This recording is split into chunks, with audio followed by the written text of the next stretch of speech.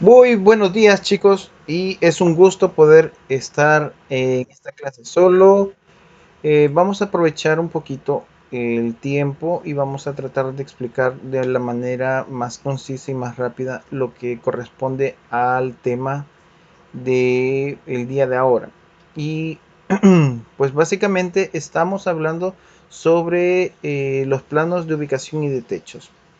Si bien en la clase pasada habíamos hablado sobre los planos de perfiles topográficos y el mismo, digamos, el mismo perímetro topográfico, en este caso vamos a estar entrelazando cierta información que es competente justamente después de haber desarrollado los planos topográficos. Los planos topográficos que vimos anteriormente pues fueron más de índole explicativo, pero en este caso vamos a hacer o vamos a comenzar a trabajar ya la noción de los proyectos eh, que vamos a ir desarrollando a través del ciclo. El proyecto que básicamente vamos a ir retomando es justamente con respecto a nuestra casa. Bueno, sería la casa de cada uno de ustedes correspondientemente. Y con eso van a ir desarrollando los planos, pero previo digamos, a estar trabajando directamente en este plano, lo que va a ser el plano de ubicación y techos, tenemos que conocer hasta cierto punto el contenido, de qué se trata, así como nosotros lo vimos en lo de los planos topográficos. Vamos a hablar un poquito de la simbología, los requerimientos y también la ubicación del edificio respecto al terreno. Y después nos vamos ya para, bueno, la semana 6 pues va a ser lo de la evaluación, y la semana 7, que es después, justamente después de la evaluación, pues ya vamos a poner manos a la obra, y ahí sí vamos a complementar tanto los planos arquitectónicos como vamos a ir trabajando casi al unísono con respecto ya al desarrollo de los planos de ubicación y de techos. Estos van, digamos, coenlazados, porque se necesita, por lo menos se necesita saber cómo es la configuración de la planta arquitectónica antes de poder hacer la configuración de los techos, si es que estamos hablando de un proyecto ya elaborado como lo que vamos a hacer justamente ahora. Bueno, sabiendo esto, pues vamos con lo siguiente. Eh, si nos trasladamos justamente a AutoCAD, ustedes van a ver ya que yo ya tengo desarrollado un planito desde varias ópticas, y vamos a quedar un poco pendientes con respecto al membrete y a otros puntos que los vamos a ir viendo en complemento con el laboratorio. Pero dentro de esto yo quiero retomar cómo realizar el esquema de ubicación que está acá, y cómo vamos a tener las nociones de qué hacer justamente cuando nos toque realizar el plano de conjunto y techos. Sabiendo esto, vamos con lo siguiente.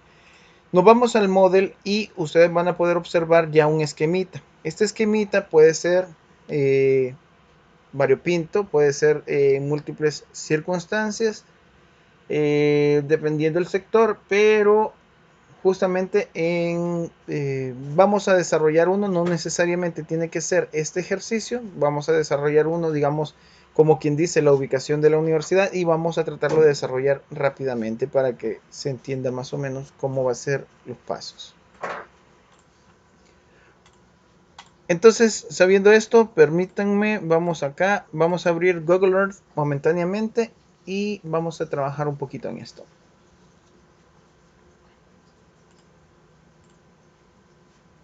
Solo esperamos a que abra.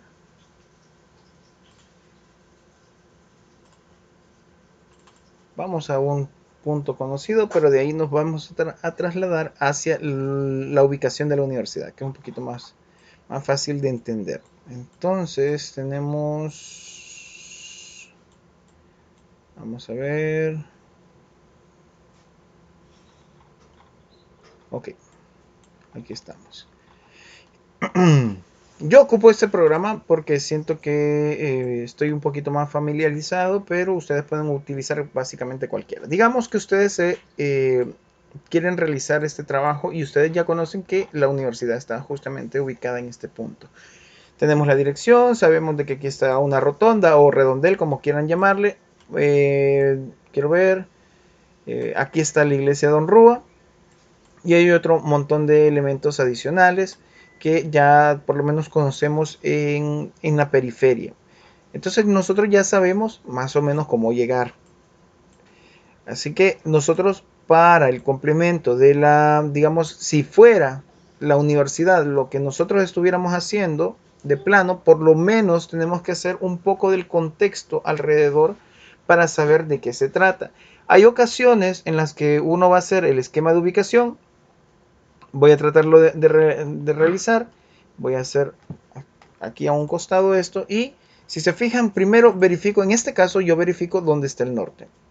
Si por cualquier caso el terreno estuviera un poquito así inclinado por la plataforma que estoy utilizando, pero yo tengo que más o menos entender dónde va a estar el norte para yo después ubicarlo así como lo ven acá. Pero como lo puedo arreglar y lo puedo dejar así completamente vertical, así lo voy a utilizar.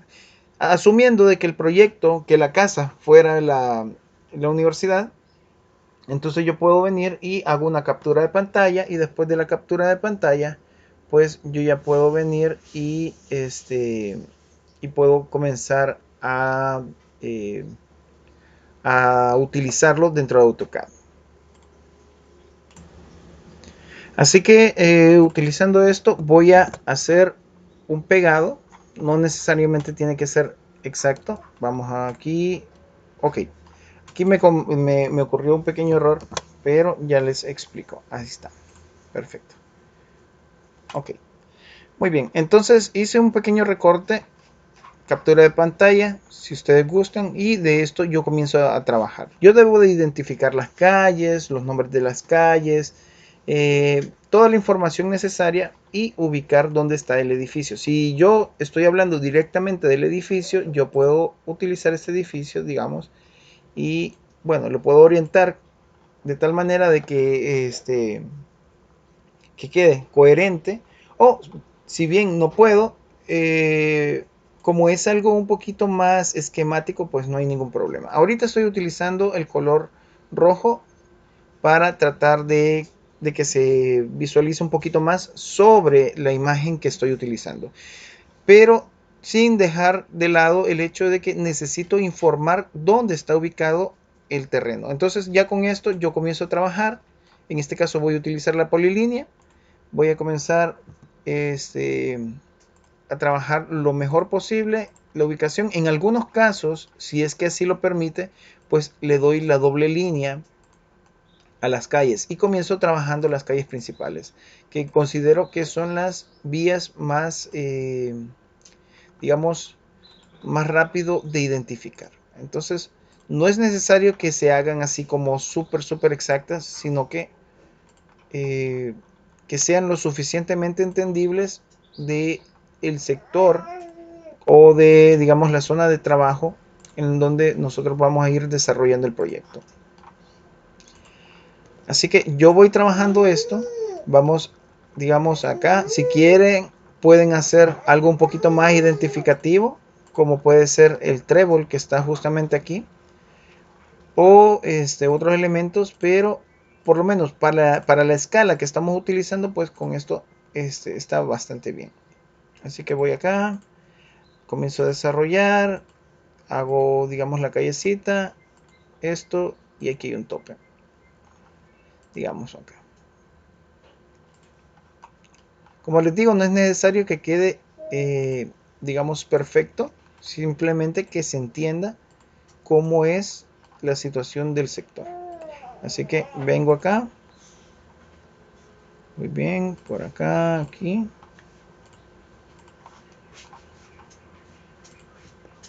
Y este otro, veamos acá. Bueno, no nos vamos a entrar en tanto detalle, solo termino este sector, esta periferia, para que se entienda cómo estamos con esta área. Así que, muy bien, por acá, ya casi, ya casi.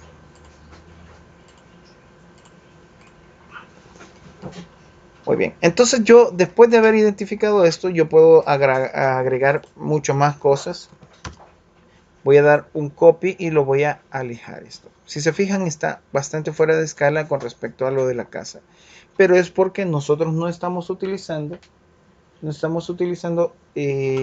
un escalímetro o una escala realmente. Así que después de esto, a pesar de que no estamos utilizando una escala, simplemente les recuerdo que es algo esquemático. Nosotros vamos a nombrar las calles, cómo es que estas calles se llaman, digamos calle principal, calle, bueno, calle Don Rúa, eh, toda la multiplicidad de elementos que se necesiten.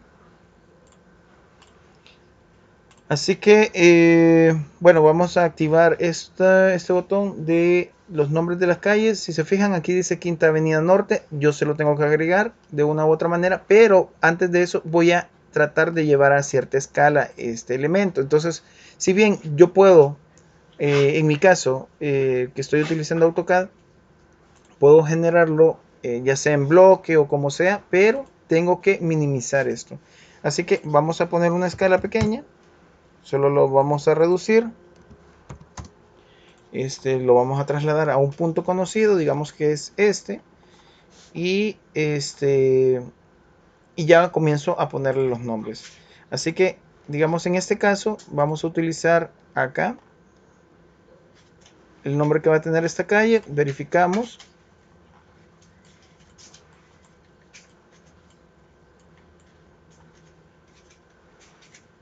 Ok, prolongación Boulevard Tutunichapa, acá.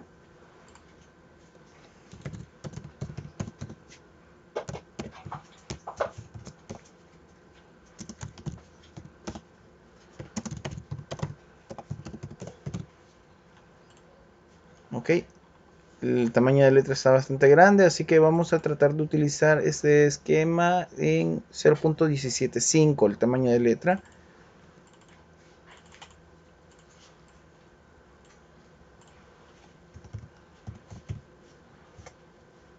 Excelente, ahí está. Podemos utilizarlo esto y voy a copiar. Voy a poner aquí, acá. Y este sector que le voy a poner otro nombre. Vamos acá.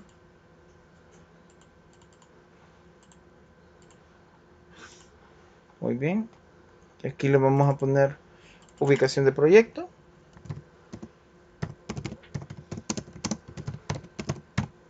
O también pueden ponerle ubicación de casa o como crean conveniente, pero que se identifique como el propio lugar que vamos a ir trabajando. Como los planos son en blanco y negro, yo voy a dejar el resto así, no le voy a ir cambiando para no perder mucho tiempo en la explicación. Solo lo voy a ir girando de tal manera que se entienda. Pero ustedes le tienen que cambiar y le tienen que poner los nombres correspondientes. Así que, digamos, la ubicación del proyecto, si bien ahorita podemos entenderlo, muchas veces cuando vemos el plano no sabemos si se refieren a este punto, si se refieren acá, entonces, o este solo es un punto de referencia, tenemos que hacer la iglesia, cosas así. Entonces, como es en blanco y negro, no podemos tampoco pensar de que va a quedar en color rojo, sino que siempre tenemos que pensar en blanco y negro. Así que una de las alternativas que podemos utilizar es hacer el relleno o el hatch que me permite AutoCAD. En este caso lo voy a poner en sólido, aunque esté en color rojo, cuando ya se imprima va a quedar en color negro. Y ya con esto yo ya tengo mi esquema de ubicación. Cuando yo traslade mi esquema de ubicación, que va a ser otro proceso más adelante, pues yo ya lo voy a poder, digamos, considerar dentro de un viewport. Entonces es algo que nosotros vemos en AutoCAD y que sería como estas ventanas que tenemos acá. Así que con ese viewport vamos a ver. Aunque aquí se ve un poco extraño.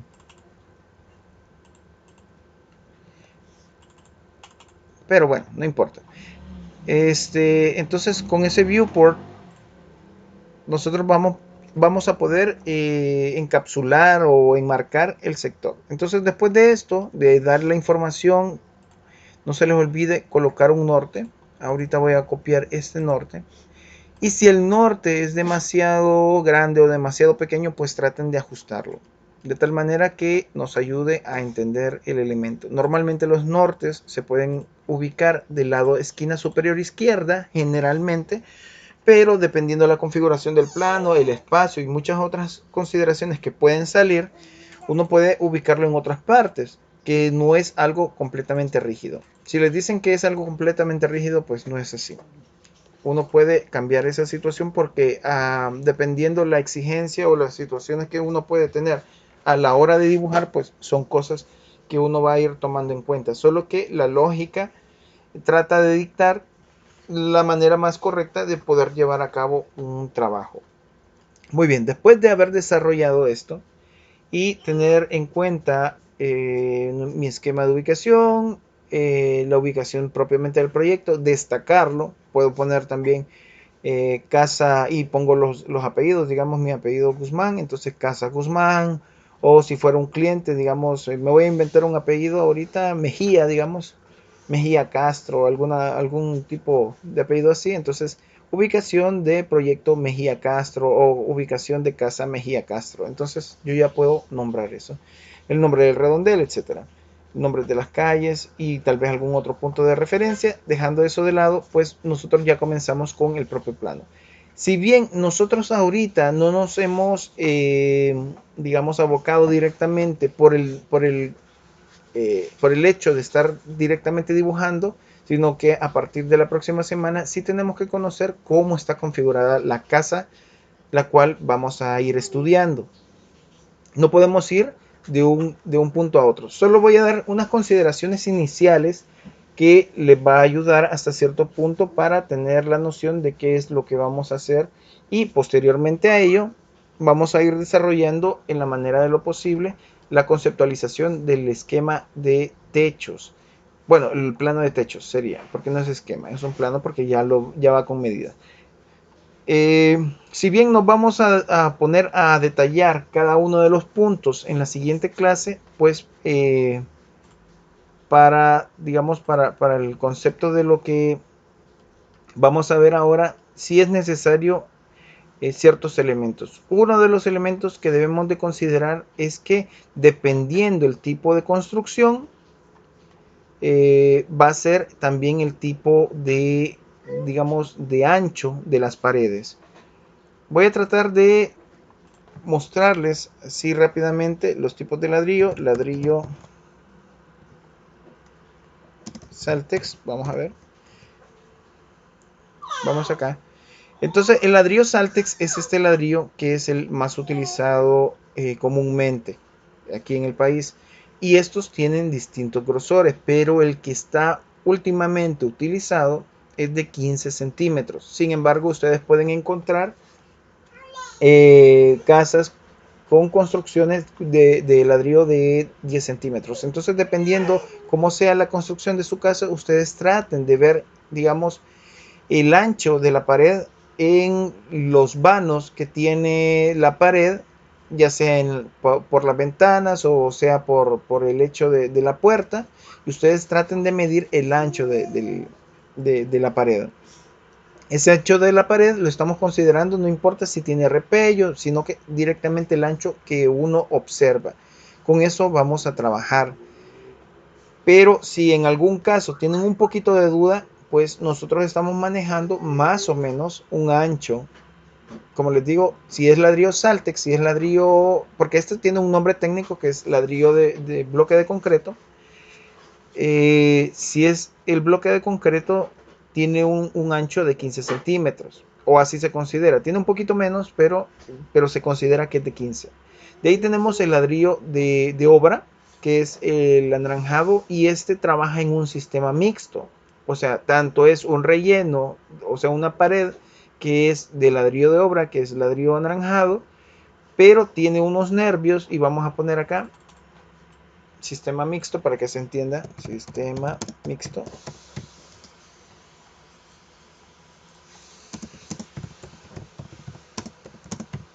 Vamos a ver si aparece. Creería yo que sí. Tal vez no de la manera que yo espero, pero vaya, digamos esta imagen se logra contemplar. Entonces el sistema mixto es porque hay nervios de concreto reforzado y el resto del relleno pues es de ladrillo de obra. Este incluso está bastante mal hecho porque debería de haber un nervio justamente en la esquina por el quiebre. Pero bueno, dejando eso de lado, eh, estos tipos de paredes, pues, aunque el ladrillo me puede dar cierta noción de anchura, pero cuando ya se termina, que es repellado y todo, pues tiene un ancho de 14 o 15 centímetros. Bueno, dependiendo cómo se haya construido, si es de cántaro también, esas son otras consideraciones. Pero al final de cuentas, digamos, si se ha hecho de lazo como debería de ser correctamente para las casas, pues tendría ya repellado y todo, pues debería de tener un ancho finalizado de 20 centímetros. Pero ya son consideraciones que ustedes van a ver justamente al momento de estar con las mediciones. Así que ustedes tienen esa versatilidad y para que entiendan un poquito de eso. Sin embargo, como ahorita no nos vamos a concentrar en cómo es la distribución de las casas, sino que solo es una de las primeras nociones que vamos a utilizar, pues son cosas que tenemos que saber previamente a realizar el plano de techos. Bueno, sabiendo esto, pues lo siguiente es medir la totalidad del terreno o de la construcción más bien.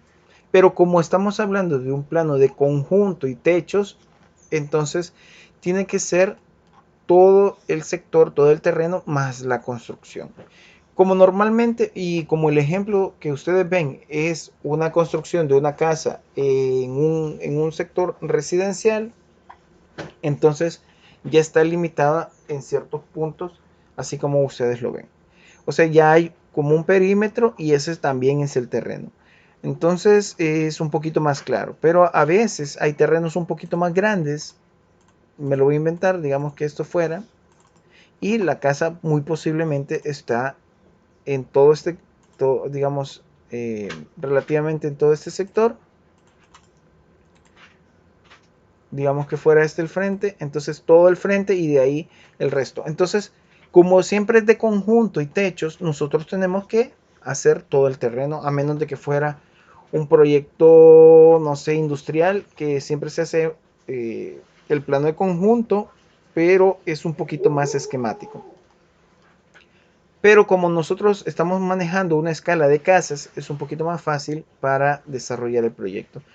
Así que nosotros tenemos que medir si es que por cualquier motivo no tenemos las escrituras y es un poquito más difícil porque no sé, porque la familia las tiene guardadas, no saben dónde están o están alquilando o lo que sea y no se tiene acceso a esas escrituras, pues la manera más viable es medir. Así que ustedes pueden medir el terreno de pared a pared internamente para constatar, primero para constatar si es completamente rectangular. Porque a veces puede parecer rectangular, pero al final de cuentas puede tener, digamos, una ligera inclinación. Así. Vamos acá, vamos rectos, acá. Y esto lo vamos a hacer llegar acá. Muy bien. Entonces, aparentemente, cuando estamos en casa, pues pensamos que es recto, pero nosotros tenemos que medir cuánto es el ancho en cierto sector, cuánto es el ancho en el otro, la longitud total, etcétera. Entonces, pero tenemos que tener una noción, tenemos que saber más o menos cuánto es. Y ya con eso, como las casas normalmente eh, tienen un montón de variables, podemos considerar para este caso de que media vez hayamos medido digamos, el claro entre rostro de pared interna y rostro de pared interna, media vez tengamos esa medida, podemos ya considerar hacia afuera, dependiendo del sistema de ladrillo o sistema constructivo que se haya utilizado, podemos considerar que el ancho de pared puede ser de 15, si es que pudieran encontrar casas de bloque de concreto. Así que media vez tengan ya sintetizado eso, pues nosotros podemos hacer, digamos que yo ya tuviera el terreno, ya lo medí, me salió que es bastante rectangular. Entonces media vez yo tenga esto, pues ya puedo hacer el ancho de la pared, que en este caso le voy a dar 15, porque nosotros, como les digo, estamos midiendo internamente. Entonces no podemos saber hasta dónde llega con el exterior, pero ya proponiendo el desfase del perímetro que acabamos de medir con 15 centímetros adicionales, pues ya tenemos lo que sería, entre comillas, todo el terreno. Muy bien, ya teniendo esto, tenemos que medir hasta dónde aproximadamente llega el techo.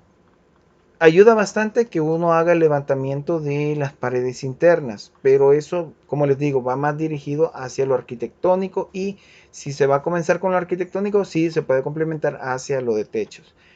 Pero si estamos haciendo solo lo de techos, pues tenemos que considerar cuánto es que mide esta saliente. La saliente es estos aleros, digamos, la pared puede terminar acá, pero a veces hay aleros que sobrepasan del sector. Aquí, como es un corte, pues podemos visualizar cómo está la estructura, pero yo a lo que me refiero es cuánto está saliendo del límite de pared. Digamos, este es el perfil límite de la pared y cuánto sale acá. No tiene que ser tan exacto, pero tiene que aproximarse bastante. En este caso estoy utilizando 0.59 centímetros, relativamente tal vez lo que estaba midiendo, o como lo había considerado a la hora de hacer esto, eran 60 centímetros porque yo llego hasta acá. Pero yo lo estoy realizando considerando que es un dibujo, no como está en la realidad. Entonces yo tengo que aproximar las medidas. Así que en este caso, ya que lo hice justamente al límite acá, ahora sí me aparece que son 60 centímetros. Entonces hay 60 centímetros de separación, que es algo que voy a comenzar a considerar justamente después de hacer el perfil hacia los límites de la casa. Muy posiblemente este perfil, justamente aquí, termina el límite más externo de la casa, y yo tengo que ir considerando esos 60 centímetros adicionales por lo del techo. Así que lo voy a escribir, 60 centímetros. Ok. Y digamos, estoy hacia este lado, y hacia el otro, pues tengo que considerar la otra parte. Digamos que yo ya medí y llegó hasta acá. Voy a tratar de medir un poquito mejor. Vamos a ver. 5 metros, digamos. Ok. Así. Entonces, ya teniendo esto, pues también tengo que ubicar un aproximado lo más cercano posible al techo. Cuando uno está diseñando, sí deja bien claro las dimensiones, pero cuando uno está midiendo de algo construido, pues como puede cambiar, tengo que aproximarme lo más posible, sin dejar números así como por decirles. Vamos a ver, ahí está. Esta medida tiene una medida de 0.5625, entonces es un poco complicado. Tengo que hacer las medidas bastante claras.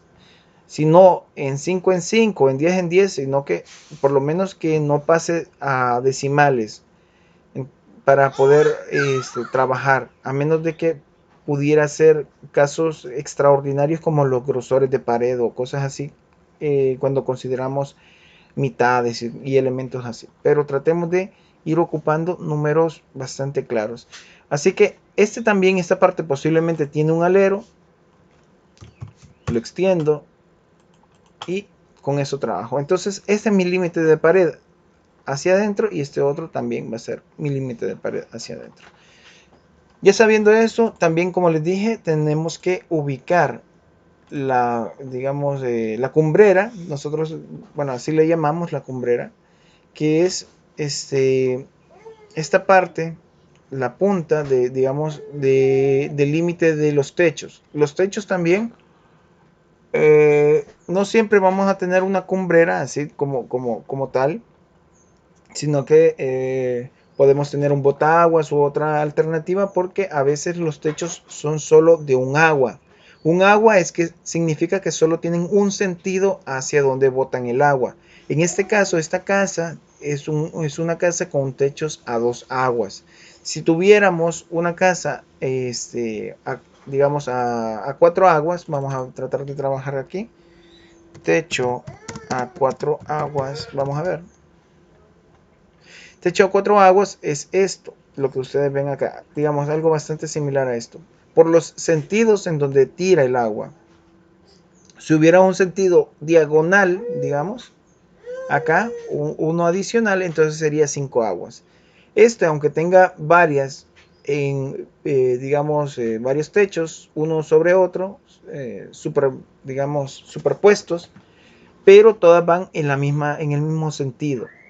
Así que siempre se considera a cuatro aguas, porque tira hacia este costado, tira hacia este otro, tira hacia el frente, este también tira hacia el frente, pero completamente siguiendo la pendiente de este, igual este otro, y hacia atrás. Entonces cada uno de los sentidos donde se tira el agua se considera como un agua. Entonces, aunque hayan varios techos, siempre es una casa a cuatro aguas.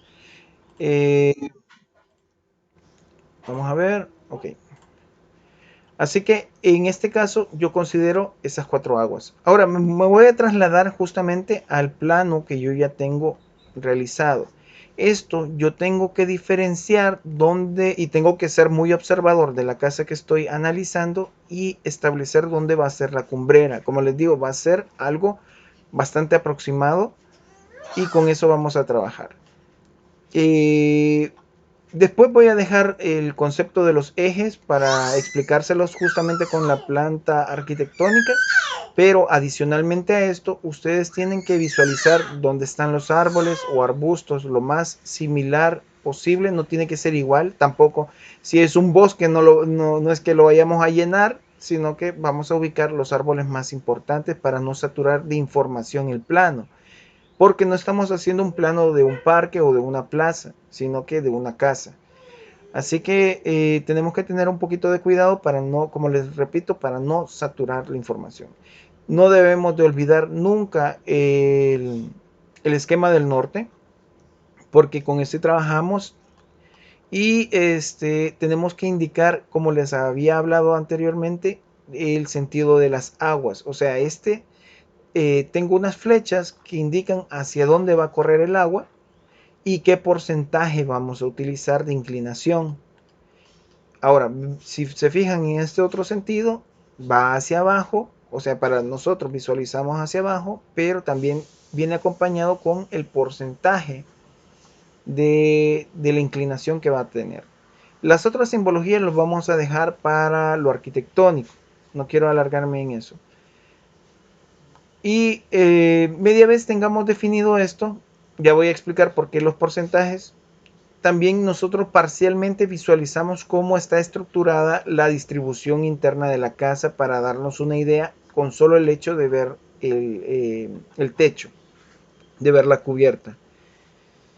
Así que, no, bueno, además de esto, por lo menos para este caso, tengo un área de tragaluz, el cual también tengo que tomar en cuenta y calcular los aleros. Vamos a ver si por acá hay algún alero. No, aquí no está. Vamos a ver.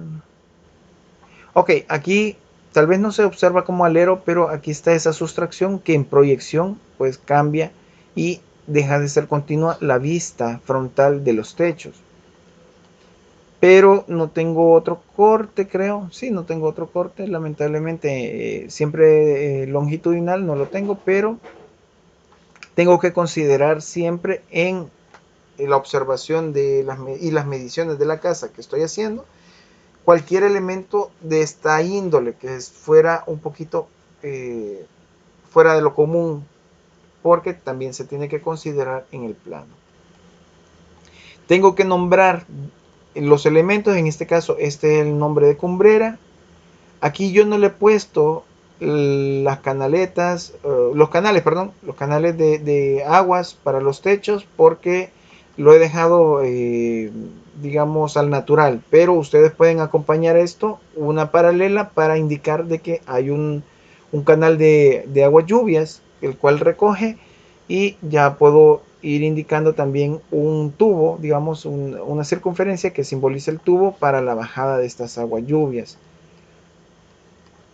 Termino identificando el perímetro de un color que va a ser impreso con un grosor mayor para que resalte sobre el resto del conjunto. ¿Por qué? Porque necesito que destaque cuál es el techo, mientras que el resto de elementos pues va a ser menos importante, pero no puede ser prescindible, siempre necesitamos esa información.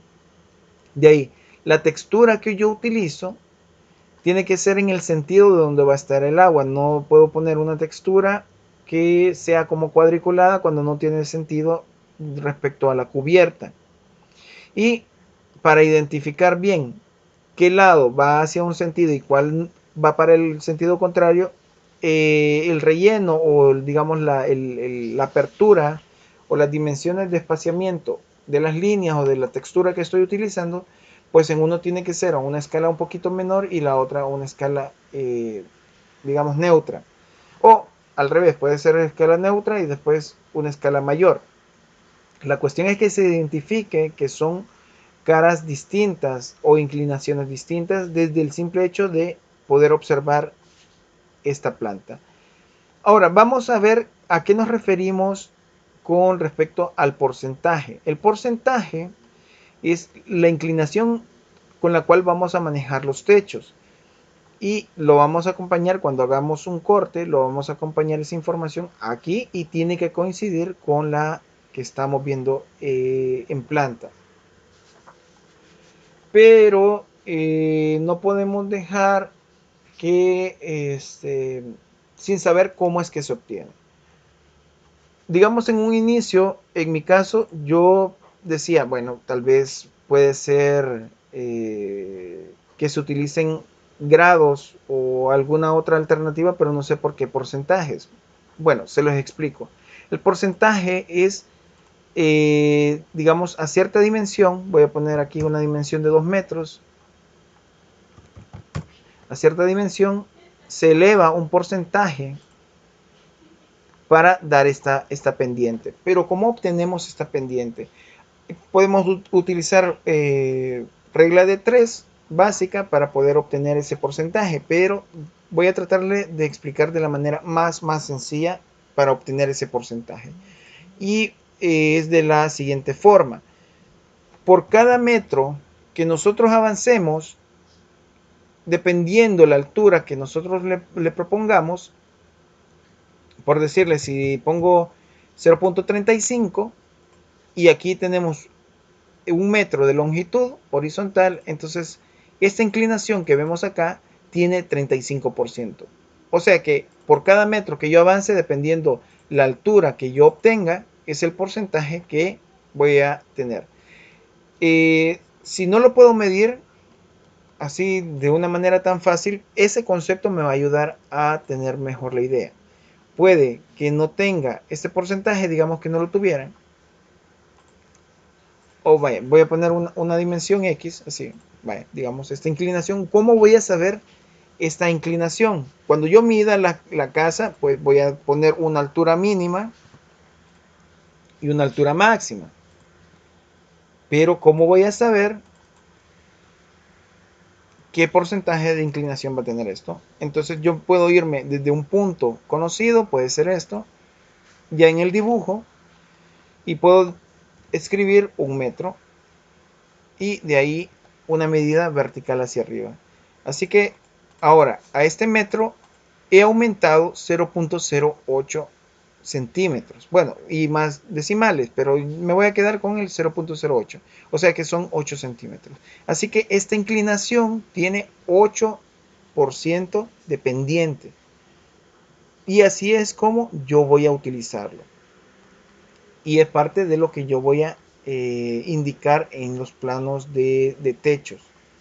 Esta inclinación, solo esto es algo adicional. Ustedes no pueden, bueno, pueden ayudarse tanto con esa medida, pero hay ciertas como lógicas en la construcción para poder también tomar en cuenta eso. Y es que los techos, dependiendo del material con el cual se hagan, hay ciertas normativas.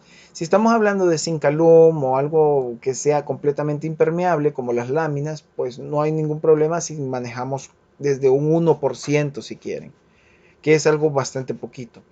Pero si son fibrocemento, los techos de fibrocemento, techo, vamos a ver acá, de fibrocemento, vamos a ver, que son estos, pues tienen que manejar un mínimo del 10%, no menos. Y la inclinación sí puede aumentar, pero el porcentaje mínimo tiene que ser del 10%. Si no, esto absorbe demasiada agua, porque al final de cuentas es ligeramente permeable. Y si no desliza el agua, pues se vuelve más pesado y se puede romper y puede caer. Entonces hay cosas que tenemos que considerar. O si utilizamos techos de teja, entonces estas inclinaciones, no sé si logran percibirlas, son un poquito más agudas. Entonces tienen más pendiente, a eso me refiero. Y es porque como está segmentado, normalmente son de barro y entre otros elementos que podemos considerar, este tipo de techos por lo menos, digamos en la construcción, no puede bajar del 35%.